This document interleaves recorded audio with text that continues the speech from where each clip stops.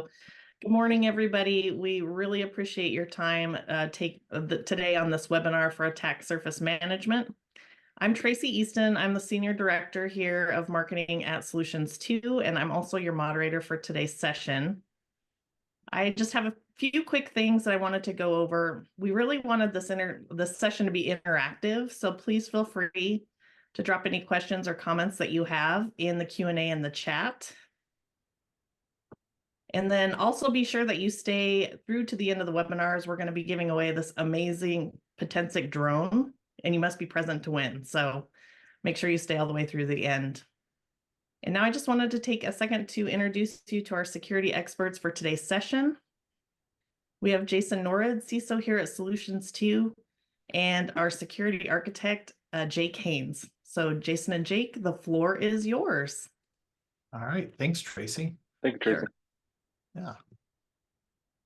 All right. Well, let's get started, Jake. All right. Yeah, absolutely.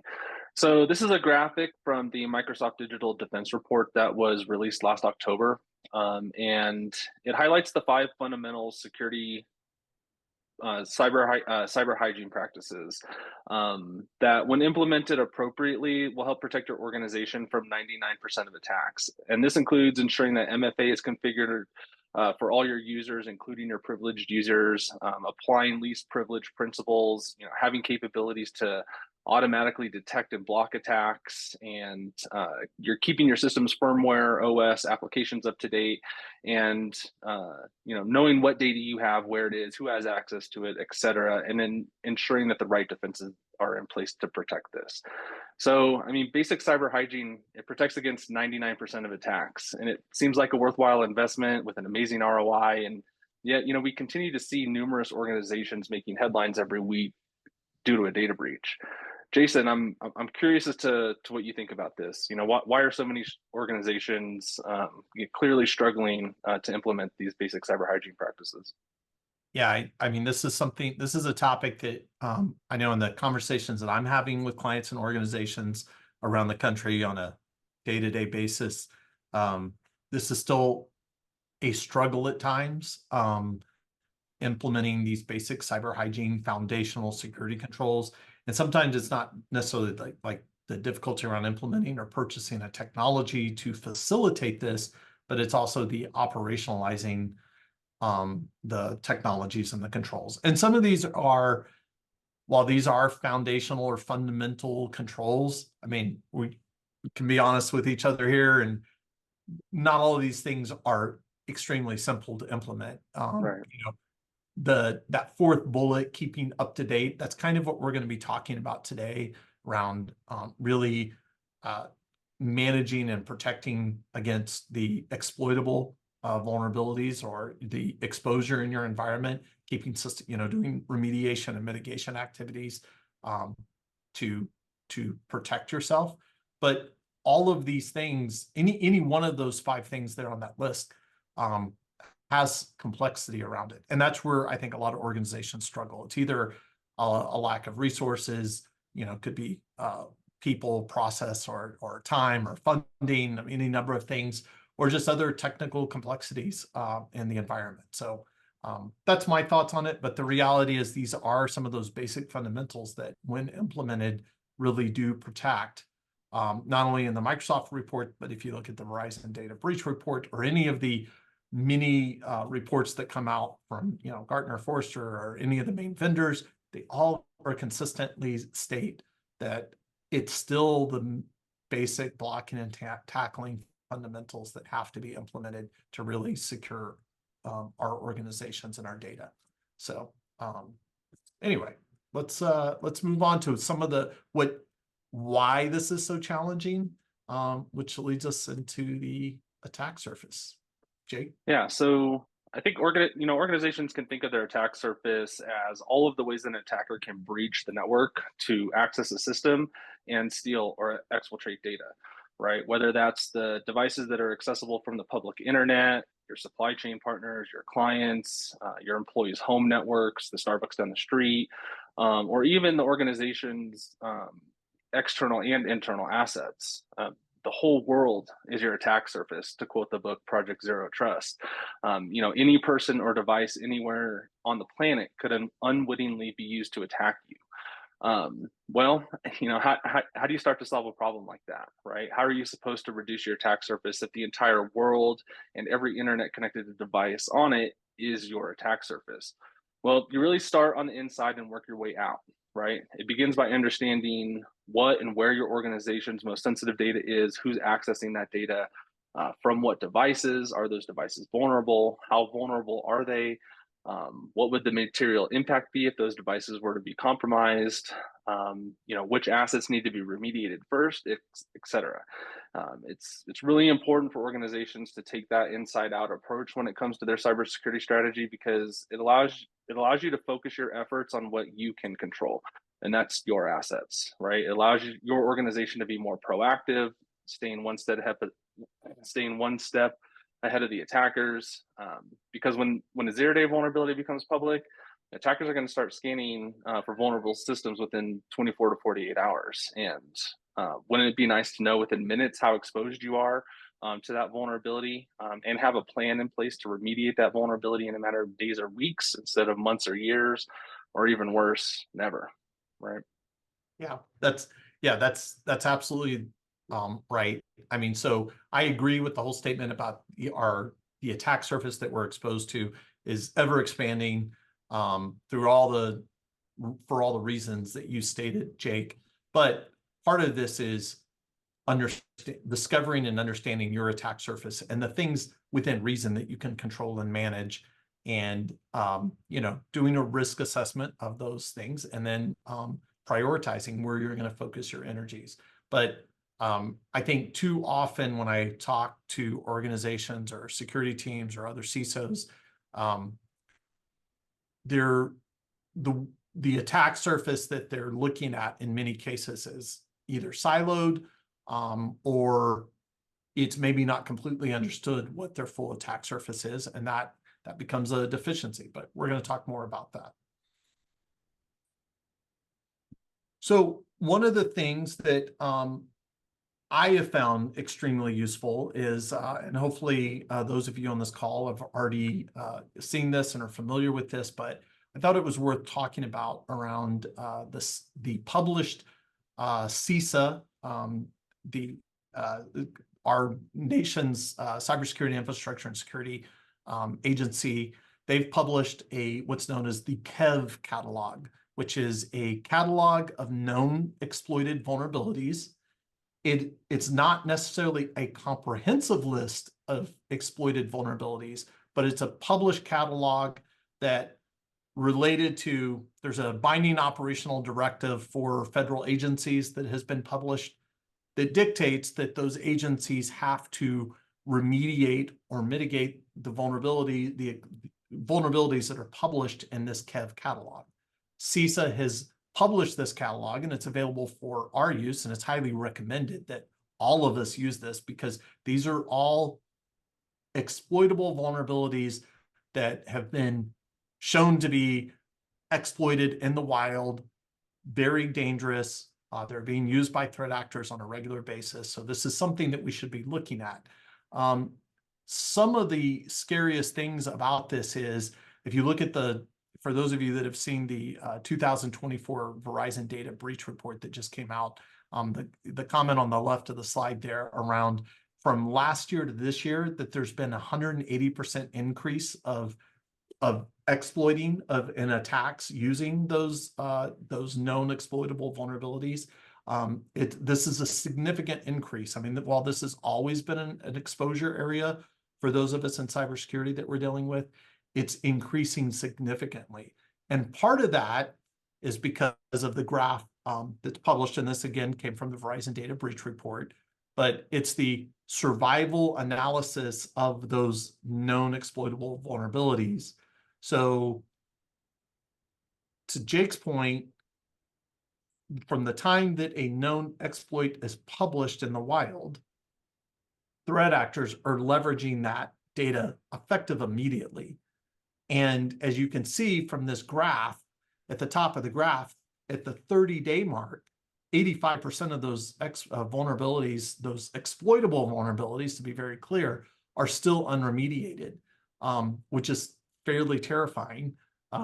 If you look at, but almost even worse, at 180 days, here we are 6 months later, 20% of those vulnerabilities are still unremediated. So that's in a lot of cases, depending on your controls and mitigating controls you have with our ever expanding attack surface, a lot of times those vulnerabilities are exposed to the threat actors. They're not having to make 7 different hops to get to that vulnerability to exploit it. It's usually fairly reachable and obtainable to them. And then a year later, 8% of those vulnerabilities are still unremediated. So this is fairly significant. And it's something that we're looking at closely and we're trying to address and help our clients address. So yeah, how go ahead, are organizations tackling this problem today? How are they identifying their attack surface? How are they assessing that risk across their attack surface? And how are they prioritizing, what they should be spending resources on to reduce their risk of a data breach? And in my experience and the way I've tackled this problem in the past, very manually, is that I'd log into each one of these consoles in our tech stack. So our EDR tool, patching tool, SIM, any tool that has asset information in it. And I'd export that asset information into a CSV report that gave me all the assets from that tool. And I'd have about four to 6 spreadsheets full of asset information. And then I put my Excel skills to the test and try to normalize the data and make sense of it using pivot tables so that I could attempt to try to find some of these anomalies where assets are missing from certain tools, or they're not getting scanned, or they may not getting patched. And this whole process, it takes a significant amount of time and manual effort that I could have better allocated towards something more operationally important, right? And I realized early on that doing it that way is not sustainable. I was creating this point in time snapshot of our assets, and that information would be out of date and somewhat irrelevant within a matter of days, maybe even hours. And then I'd have to go through that whole process all over again. And doing it this way it leaves a lot of risk on the table. Lots of risks, and most of this risk is invisible, and it's hidden to organizations because they're not pulling in the information in kind of a very strategic way. And many organizations struggle to answer these simple questions because they don't have the integrated technologies and the mature processes in place, or the necessary resources to be able to do this effectively in-house. So yeah, Jake, I think the point here is at the end of the day, all of us are addressing this, even with tooling and technology. In many cases, we're exporting this to spreadsheets or other reports, or we're pulling the data into other tools and technologies. But in almost all cases of every organization, the thousands of organizations that I've engaged with over the years, or we've engaged with over the years, it typically ends up being a view of point-in-time data. Right. And then because you're looking at point-in-time data that is almost certainly incomplete, all of that data, all of those unknowns, to your point, is invisible and hidden risk.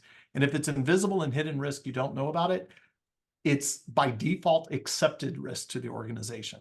So nobody's signing off a document that risk has been accepted, but logic would dictate that risk has been accepted by the organization because it's an unknown amount of risk and it hasn't been categorized and a decision has not been made to that. So by default, the decision is accept, which kind of leads to there's still today these 3 key questions that in many of the teams that we engage with cannot answer. Like, okay, so how many assets are you protecting in your organization? And the answer I usually get is, well, it's this tool tells me this many, This tool tells me I have this many. So, average that out. We have about, X number of assets here, Y number of assets here. So we probably have a round Z number. And the reality is whatever that gap is of unknown, that's accepted risk, because, fundamentally you cannot protect, you cannot treat the risk that you don't know. So, and then that's just question number one. Question number two, are you comprehensively assessing those assets for vulnerabilities over time? Typically, the response that I see when I ask an organization this question is, well, we have, name the technology tool. And it's like, okay, well, that's great. But again, are you comprehensively assessing those assets for vulnerabilities? Because this is really more of a process question than it is a tool and technology question. And then, do those assets comply with your baseline security posture? Which maybe an even preceding question that is, do you have established baseline security postures for your assets based on type, or based on user type, or based on the workload that they're running?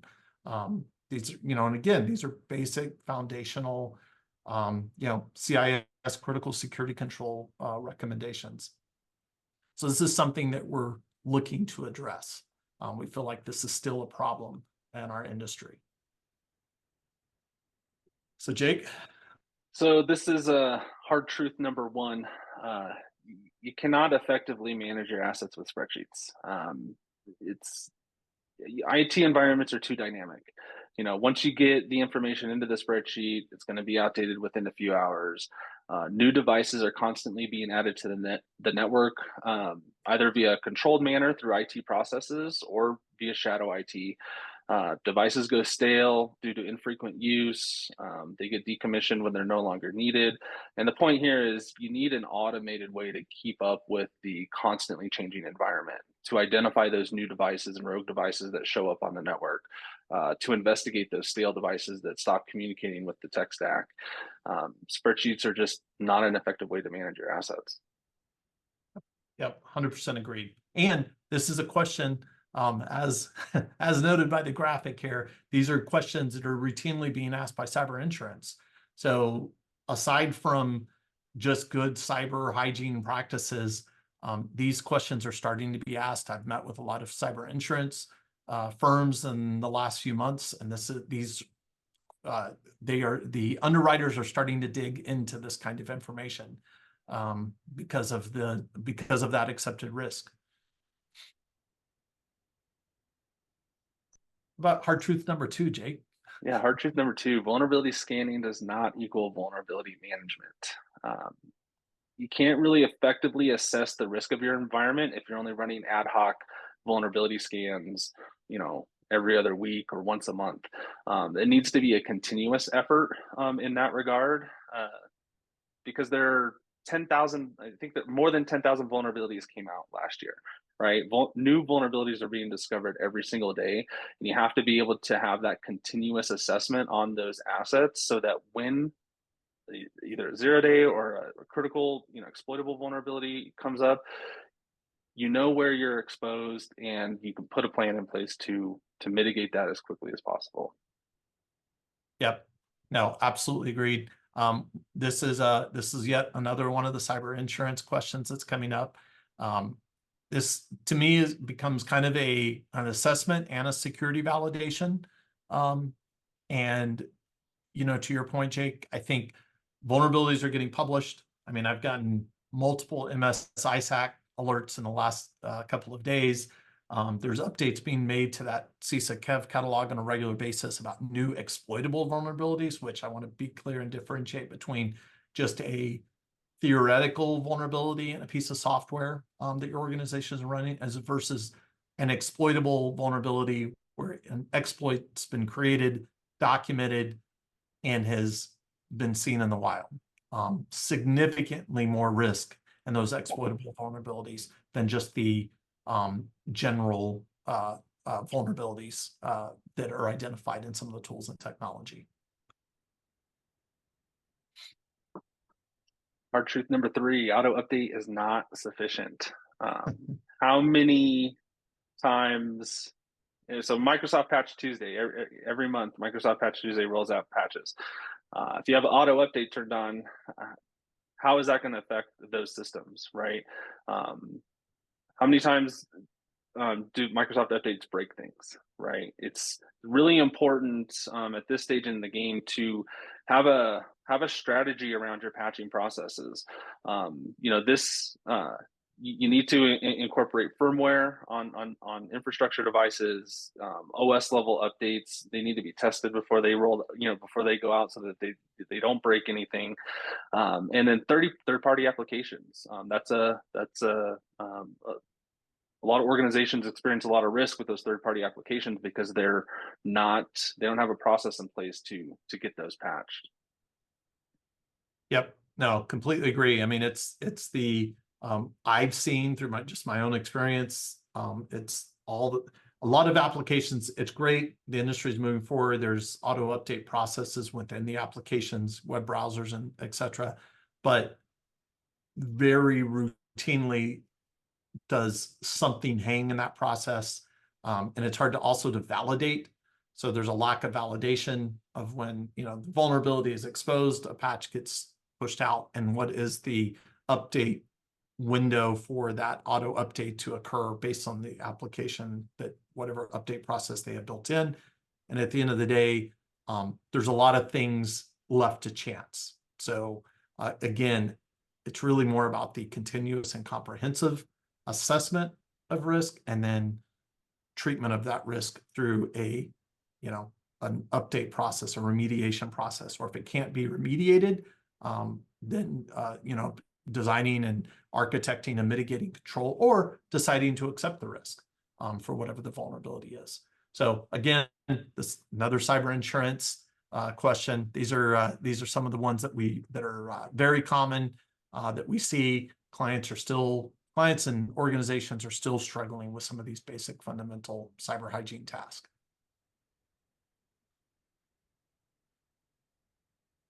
So, traditional vulnerability management and patching process. I'm just going to summarize for everyone here on this call with the traditional process that we've all been following in the industry. Typically there is a step one is this is assuming that you have a vulnerability assessment tool, technology, and process. In many cases, and depending on the level of maturity of your organization, you're running a vulnerability scan. This could be the security operations team. It could be a third-party supplier. It could be your IT team, but there's some kind of assessment run to assess for vulnerabilities. But you really have to, there's some basic questions that typically get missed. Is that scan assessing all of your assets? And that, we've already talked about the whole asset management piece.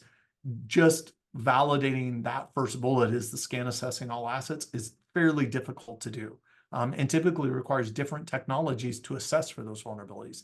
And then, are you just running a network scan, or are you doing, are you assessing with a set of credentials so you can do what's known as an authenticated scan against that application or against that operating system to really interact to test for vulnerabilities and assess for vulnerabilities on that asset.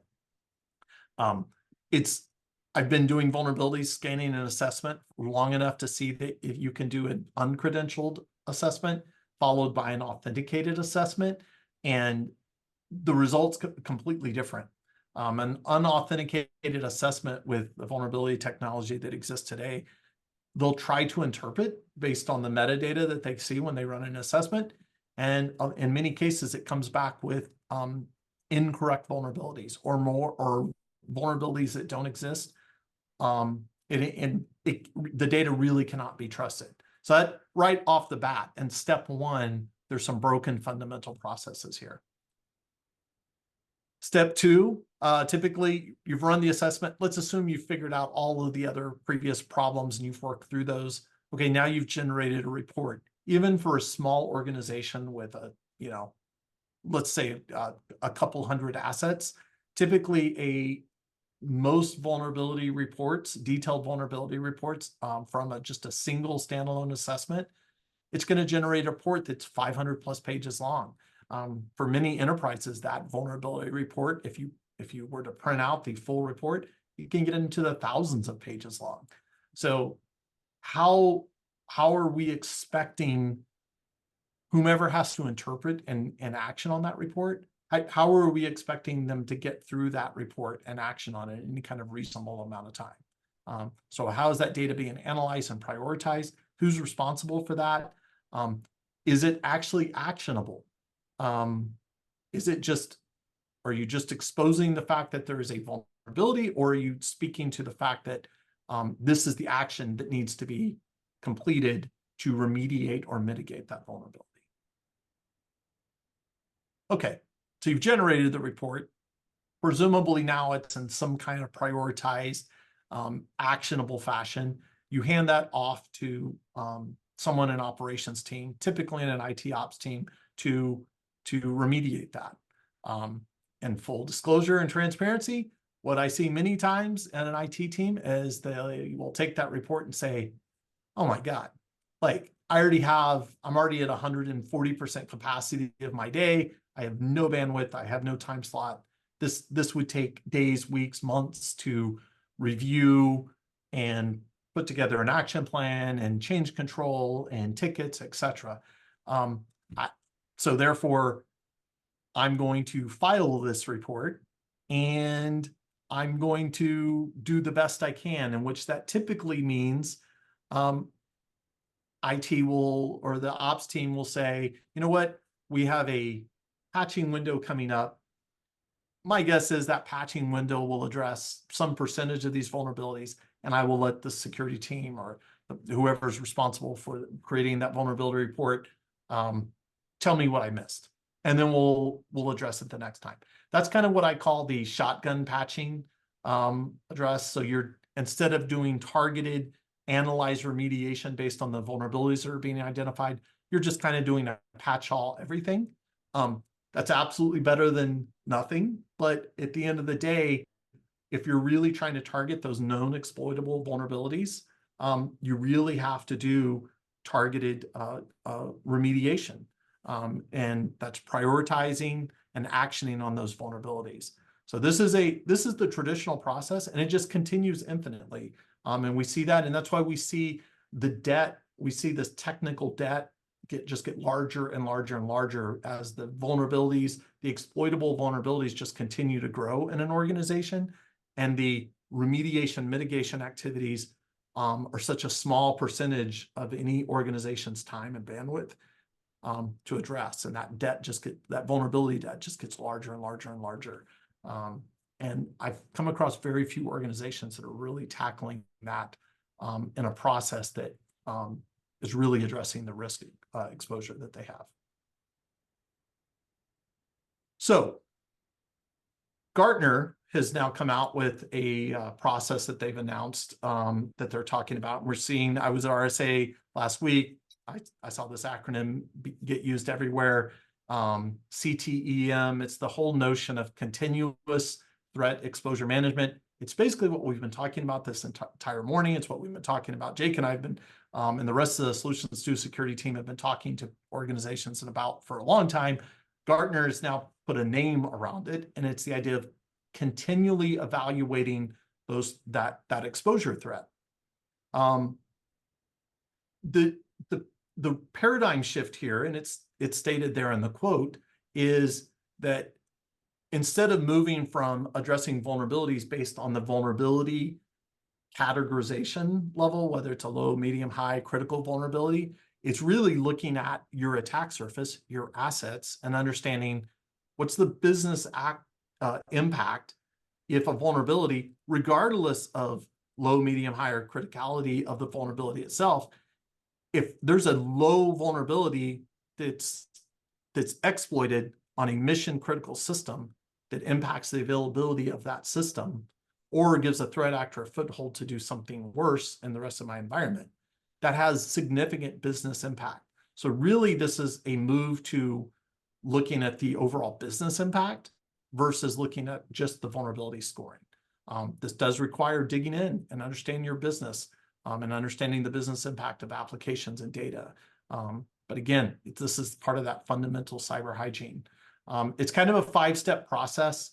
So there's the scoping. So that's the discovery of your attack surface and understanding your business applications and where your data is, et cetera, which leads into just discovery and continuing and expanding that view of your attack surface. And then prioritizing, like these are my mission critical applications. This is where my mission critical data is. This would be, understanding what the business impact if any one of those assets were unavailable or the data was destroyed. And then creating a prioritization plan around that. Validating, which is in step 4, that it's that your assumptions and assertions are correct on all the previous steps. And then also ultimately 5, mobilization. That's the execution of that strategy. So that's where you would go in and remediate and act on either remediate or put mitigating controls in place. And then the cycle just continues infinitely. It's not a one-time process. And that's ultimately continuous threat exposure management in a nutshell, which has led us to basically offer this service that we've called ASM Illuminate, which I will move to now, that essentially we're addressing this on a continuous basis. So if you read this slide kind of left to right, you'll see that we're helping answer that key question of we're identifying what are the assets in your environment, what are the assets in your attack surface.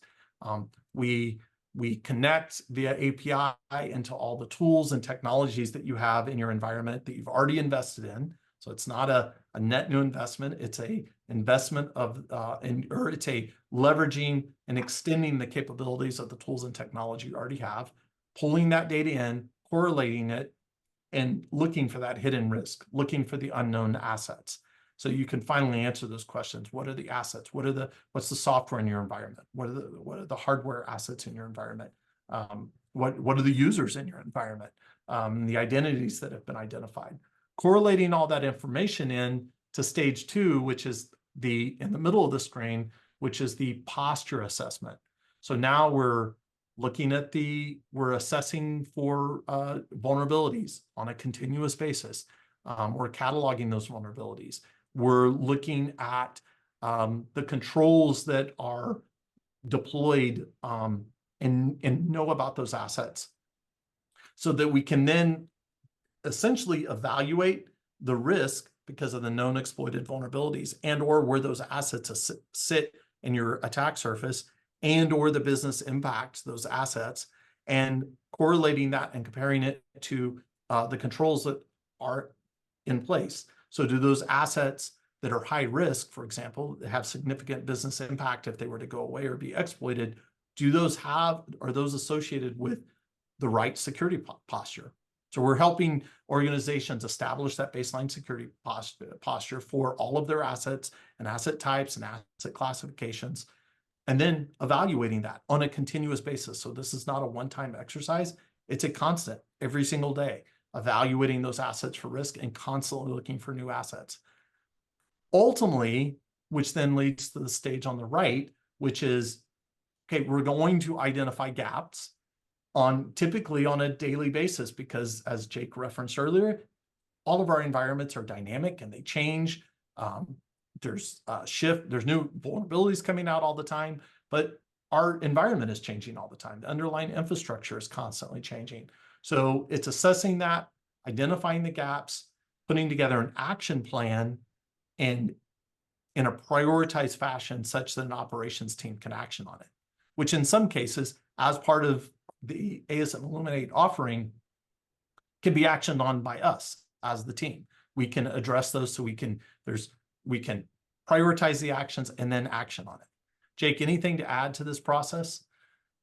Yeah, I think one thing I would add with the asset correlation piece and the posture assessments that we're doing, the prioritized action plan that comes out of that is really bubbling up the 3% of the vulnerabilities within your environment that actually matter, right? It's those assets that have those exploitable vulnerabilities that might not that might be missing an anti-malware tool, or maybe the agent is installed on it, but it's not communicating with the anti-malware tool to get those signature updates and those definitions.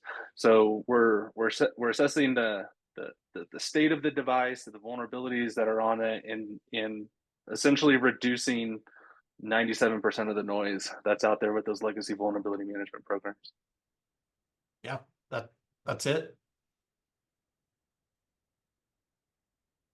So this is what the offering looks like. So ASM Illuminate, everything that we've talked about, it's the core offering is the cyber asset management piece. It's the asset correlation. It's being able to correlate all the data, identify where you hidden unknown assets, posture assessment of those assets, looking for gaps in your base. It's establishing that baseline security posture and then looking for gaps in those baselines based on the asset and asset classification.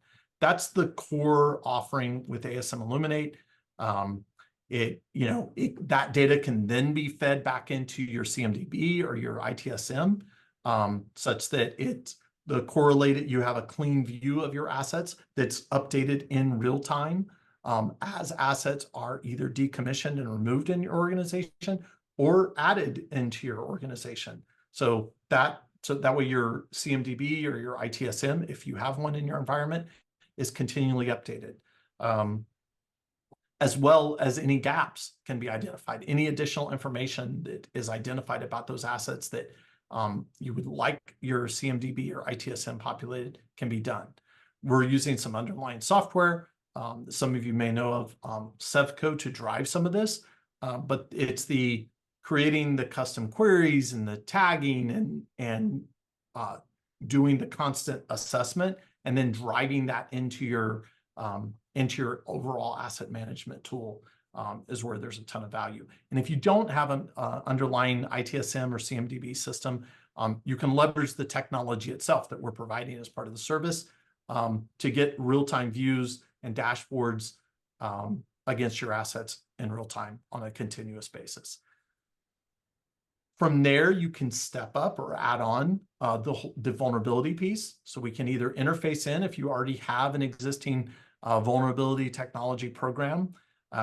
There's some key points that we made earlier in the presentation. It's the vulnerability assessment architecture is critically important here. So you can step up to add on the vulnerability capability into this ASM Illuminate offering, and that will include the vulnerability assessment architecture and the technology. And we'll do continuous and comprehensive vulnerability assessments against those assets, and then create those recommended prioritized actions based on that. If you would like, and you're potentially struggling in the remediation area, you can step up to remediation. We'll do automated remediation for assets that fall, like, for example, in like end user compute, workstations, laptops, etc. By default, we'll do third-party application remediation and do that on a continuous basis. So we have recommendations around remediation cycles that we'll recommend.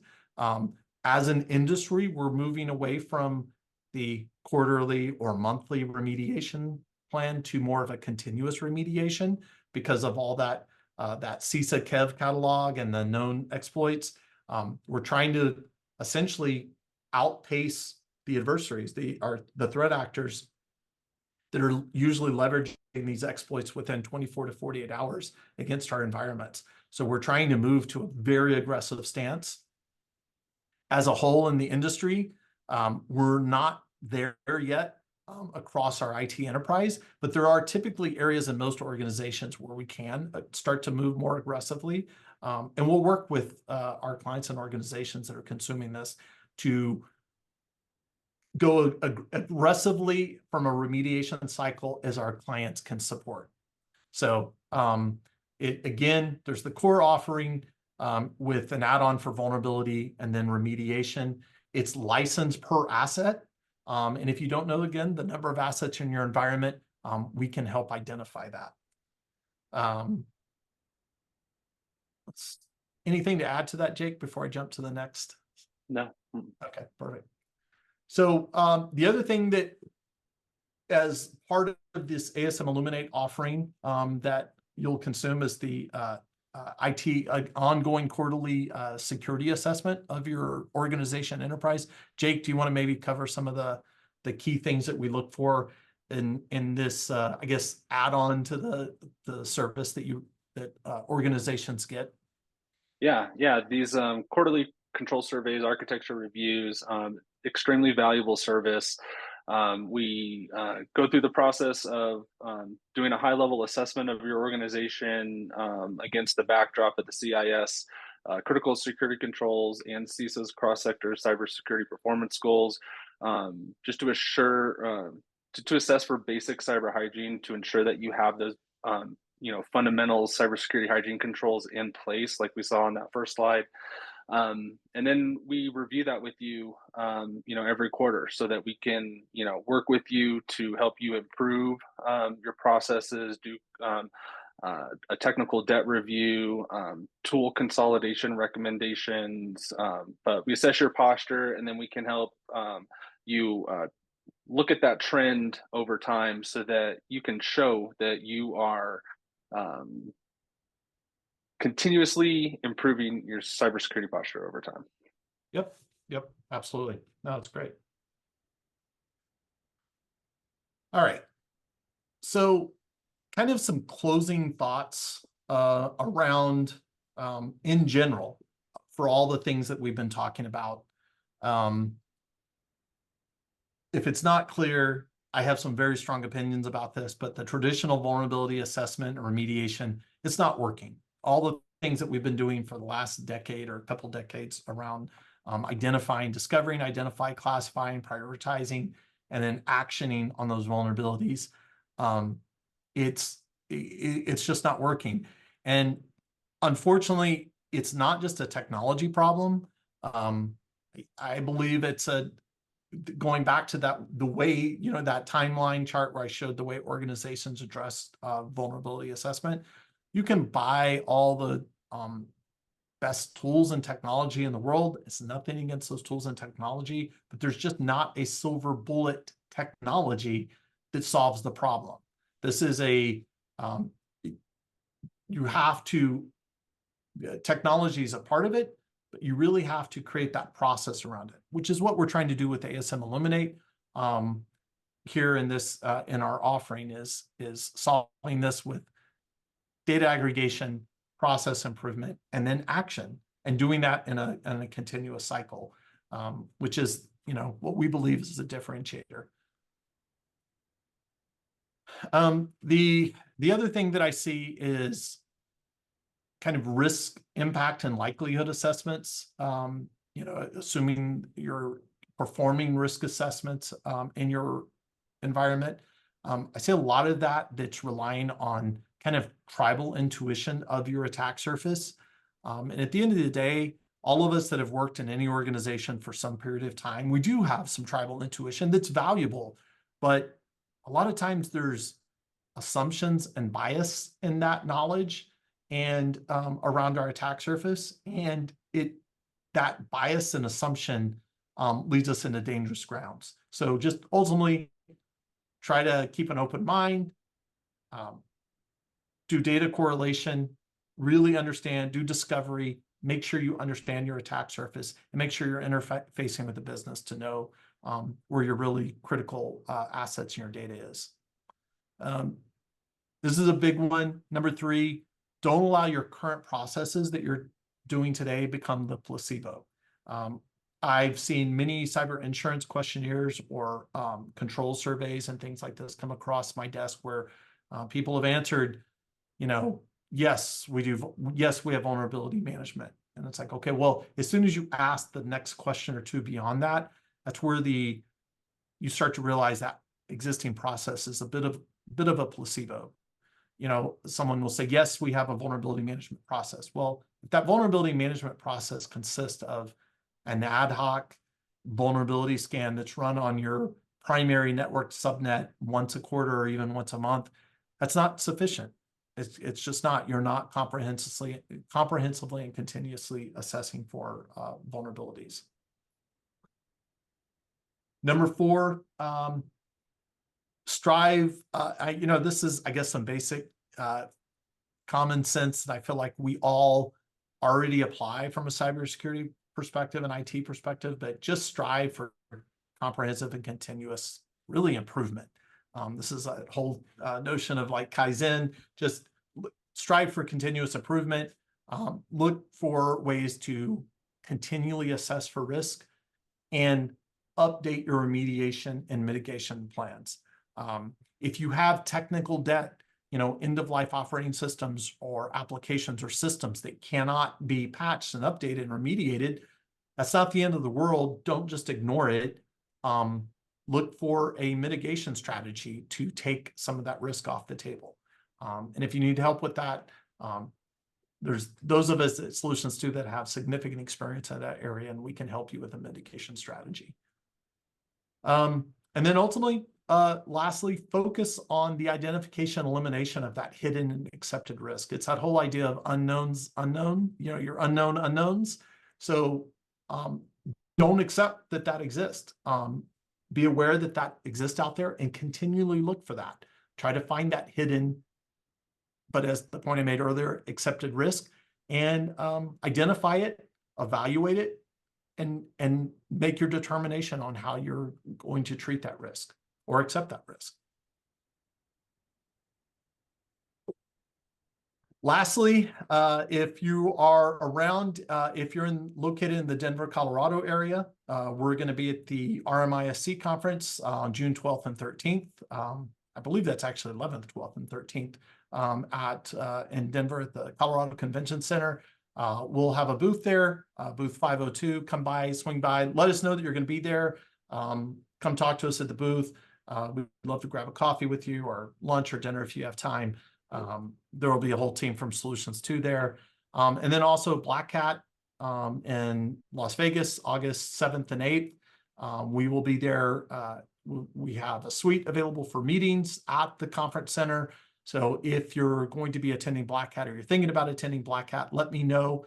If you're not attending Black Hat, just be aware that one of the things that we've done in the past with a lot of success with our clients is almost offer like a what I would call almost like a concierge service, where if you have projects on your plate, things that you're looking for, technology, concepts, education around security, let us know what those are. And we'll be attending the conference kind of in force, and we're happy to look for and identify those things and bring that information back to you if you're not attending. So with that being said, I think the next step in this webinar is the drawing. So let's see. All right. And I think Tracy plugged in all the attendees into a random generator. So I did. So good luck. Yeah. All right. Here we go. Danny L from Star Surgical. Awesome. Congrats. So, Congratulations, Danny. I'll be getting with you here shortly, and we'll get that drone right out to you. Awesome. And Jason and Jake, we did have a couple of questions that came into me directly. We had a little problem with the chat at the beginning. So do you mind a few quick questions? And while we're doing this, feel free to continue to drop those in the question and answer or in the chat, which should be working now. Yep. So a couple of questions. Are you using AI? Wow. I think every booth I saw at RSA had the term AI in it. We're applying significant data science around the asset correlation. I have thoughts on potential generative AI use cases in the future and how that could be used. But today, AI is not in use other than the data science elements that we're using to do asset correlation and posture assessment. Okay. The next question was, what is the average time to value for your current clients with ASM Illuminate? Did we have a CFO on the call and I didn't know it? So the time to value on this is typically very fast. So typically that data correlation piece, where we interface in with your existing security tools and IT tools and technologies where we're doing asset correlation. Usually that can typically be installed and configured within 30 minutes to a couple of hours. Typically, the hardest part is getting API connections and credentials and permissions into your technology stack to correlate that data, which is how that's all working, is via API. So typically within a couple of hours, same day. So if we schedule time with you in the morning to set that up, typically by lunchtime or a little after lunch, you will have identified gaps, and in most cases, significant gaps in what your perceived existing posture is, meaning assets missing endpoint security tools or patch management tools or other tools and technology that you're expecting to have, or maybe they're installed, but they're not in a healthy state. So the agent exists out there, but it's not actually communicating back to wherever it's supposed to be communicating to get updates, etc. So short answer there is time to value is almost immediate, same day, very typically. Perfect. And one that just came in through the chat, what is the guarantee on ASM Illuminate? I think it's almost the same response that I just answered. The guarantee is I've yet to see an environment where there's no gaps. So the guarantee is that it is a service contract under the offering itself, but we'll know in the initial deployment, which is typically performed as an assessment while in the very beginning of the engagement, and we'll identify immediately whether there's a need. And I've yet to see an environment that doesn't have that need. And based on the Verizon data report and the Microsoft Digital Defense report and all the other Gartner studies that we referenced, that seems to be holding true across the enterprise. But for those of you that may be new to Solutions 2, if this is something you're consuming from Solutions 2, we do guarantee the outcomes and the services that we perform for our clients. And so there's that as well in the background. So good question, though. And I think the last question that I see is, do you perform a demo or proof of concept? Yep. So we can do an initial assessment where we do the asset correlation and answer that question. So one of the things that occurs is, since this is licensed and priced per the number of assets in your environment, because many organizations cannot answer that question definitively, if they're trying to get to an expected cost for this offering, we will step in and help them do that initial data correlation. Takes anywhere from 30 minutes to a couple of hours to perform. We'll identify the number of assets, and just as for someone participating in this, they'll get a lot of valuable data. It will be point in time if they're just treating it as a single assessment.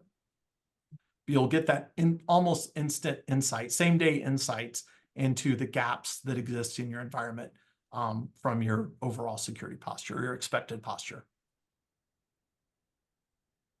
Perfect. That is all the questions that I have. I just wanted to thank everybody for all the questions, for your time today. You can see there's information here on how to get a hold of Jason and Jake if you do have any further questions. We'll also be following up with a replay of this event, so feel free to watch that. If you have questions, let us know, or forward that to your colleagues. Yep. I think that's all we have for today. Yeah, thanks, Tracy. And we would love to have a follow-up conversation with you guys about this and what you're doing for your vulnerability assessment and your continuous threat exposure management. Just reach out, let us know. I look forward to talking to you. Thanks, everyone.